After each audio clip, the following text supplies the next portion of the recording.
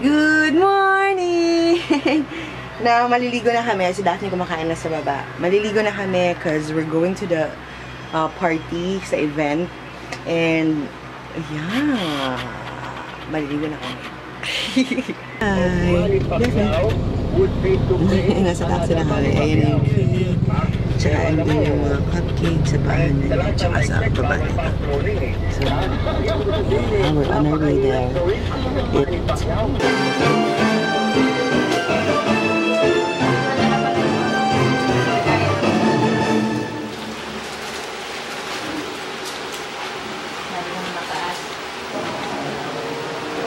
Hey, witch doctor! Give us the magic words!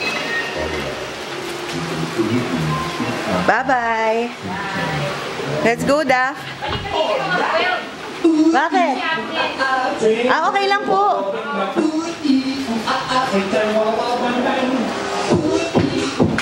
Daphne, you wanna swim?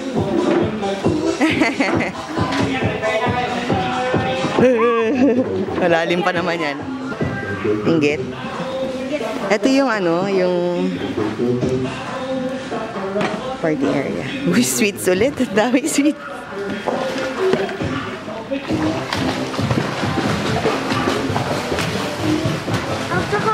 Inggitera. Inggit na. Gusto mo mag-swim? Gusto mo mag-swim? Ha? Siram ko ng na swim sa chicken. Para makapag-swim ka? Pwede din. Pa-load muna tayo, baby. Papaload si mami. Isipin mo, papaload ako. Wala akong load. Pa-load muna tayo kasi text ko si Tita Sheila para makapunta tayo doon.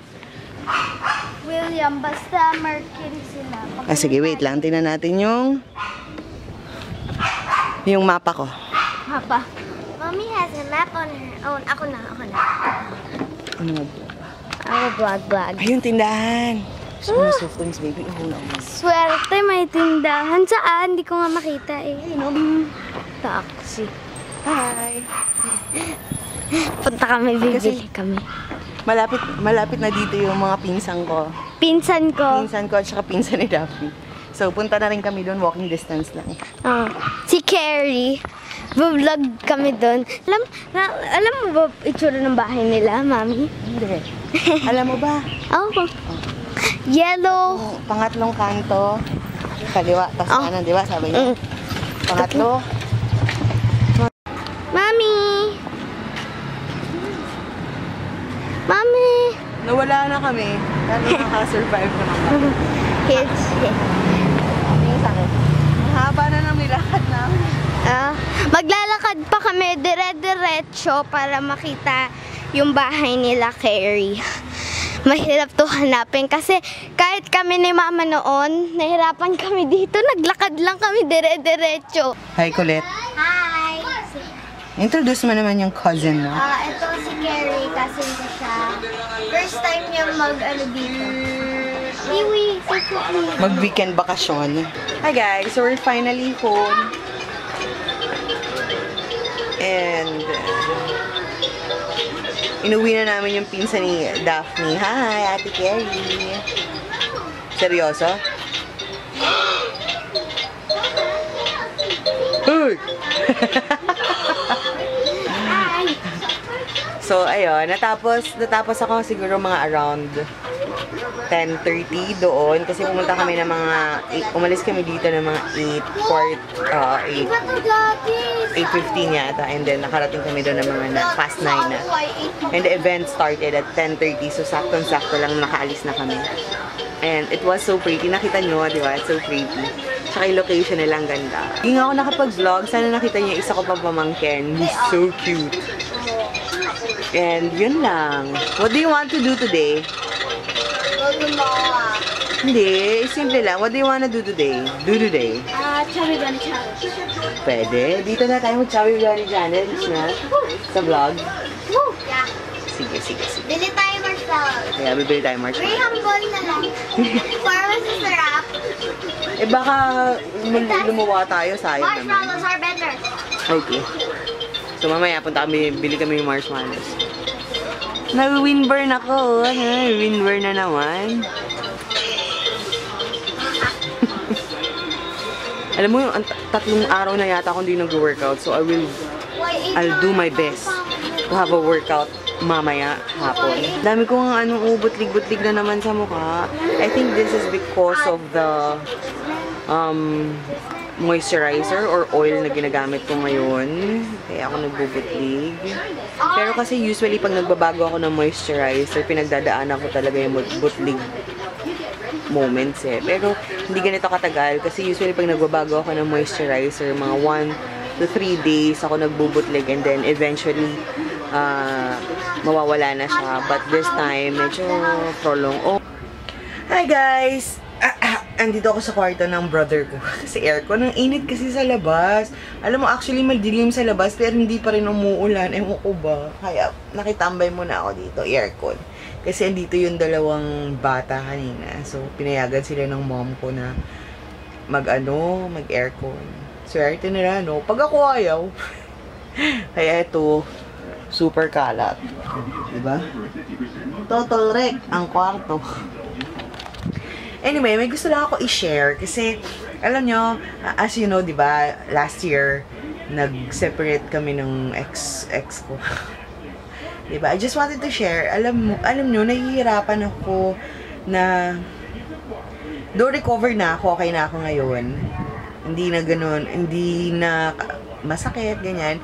Kasi, syempre, di ba, in-follow ko na rin siya, ayoko na rin ng anything connected sa kanya and all that. So, ngayon, parang, kasi nung mga kahihiwalay pa lang namin, hindi naman madami. May mga nag-aayang makipag-date, ganun. Nakipag-date naman ako. Hindi naman sila marami, pero nakipag-date ako. Tapos, parang first date pa lang, parang ayaw mo na. Ayaw mo na silang makita ulit. Ngayon naman, na parang ayaw ko na makipag-date. Parang gusto ko mag-focus muna sa negosyo ko. Tapos pag okay na siya, flowing nicely na siya, tsaka ako gusto kong makipag-date. Hindi naman maiwasan, syempre. Sa dami ba namang menchu dito sa mundo? Hindi maiwasan. Pero parang ngayon, parang wala ako sa mood. Maglabas-labas, makipag-date, may nagyayaya nga sa akin, ayoko din. Hindi ko alam kung paano na makipag-date, kaya siguro yung mga date ko nung nakaraan parang off. Pero siguro dahil hindi ko lang sadya gusto, hanggang ngayon siguro sadyang hindi ko gusto, kaya yung mga nagyayaya sa akin parang ayoko. Meron nga nagyayaya sa akin na kung pwede daw kami lumabas. Tapos, sabi ko, sige, minsan, ganyan. Pero pag nagtitext siya kahit pwede naman ako, ayoko. Sama, no? Hindi ko kasi alam kung paano tatanggihan. Hindi ko alam kung paano sasabihin na ayoko makipag-date sa'yo. Minsan sinasabi ko na lang, busy kasi ako eh. Alam mo, friend, gano'n. Alam mo, friend, ganito. Kasi nga, ayoko pa makipag-date. Tsaka, ayoko muna magtiwala kung kani-kanino lang. Ayoko pa makipag-date, ayoko pang may makita. Masaya na ako na kami ng anak ko nagde-date kami. Palagi. Lumalabas kami kahit simpleng date lang. Masaya na ako sa ganun ngayon. Hindi pa ako naghahanap ng, alam mo yun, ng partner or something. Okay na ako sa ganito. Alam mo, last week nga, nakita ko yung, hindi ko naman sinasadya, itong friend ko kasi, susera to eh. Nung siya, nag-open siya ng Instagram, di ba, in-unfollow ko na si ex. Ngayon, nag-open siya ng Instagram, and nakita niya yung, view niya yung ng Instagram account, ex ko.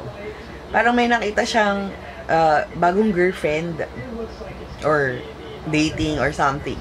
Tapos, sinend niya pa sa akin, na ito, ganyan. Sabi ko, okay na yun. Kaya ako nga siya in-unfollow, di ba? Nasaktan ka pa rin pag nalaman mo may iba ng mahal. O ba? Kasi parang para sa akin, hindi kanya talaga mahal. Kasi ang bilis kanyang pinalitan, di ba? Kaya nga ako nahihirapan. Kasi ganun ko siya kamahal. Hindi pa ako nakakita ng bagong mamahalin or bagong mahal kasi hindi nga ganun biro yung pinagdaanan ko eh. So, parang pakiramdam ko, parang hindi niya ako minahal kasi ang bilis niyang magmahal ng iba o, di ba? Get my point? O bitter lang ako. Mommy! Nasaan tayo? Harry! This is Candy Club. We're going on an adventure. We're going on a trip. Nasa Pure Gold kami. Yeah. Sige, kuha kayo. Okay. Hi, Mommy! Mommy! Hi, Care. Me! Hi! Hi guys! Gabi na. Wow, haggard no. Pagigahalo ko. Nakailang meeting kasi ako at saka pagod ako kasi wala kaming katulong dito ngayon. So ako yung tagahugas, ako yung tagalinis, ako na lang. So yan, tiis-tiis lang. Kaya naman, additional workout na rin sa akin. I don't think I don't have anything happening tonight. So might as well, I'm just gonna edit the video that I uploaded. But I would like to make a shout out. First one is to Karen Manalo. Hi Karen! At saka kay Kyla Dale De Castro. Hi! So yeah, that would be all for tonight. Maliligo na ako and I would like to lie down on my bed actually for the day, for this night kasi I'm super duper tired. Yeah. Good night!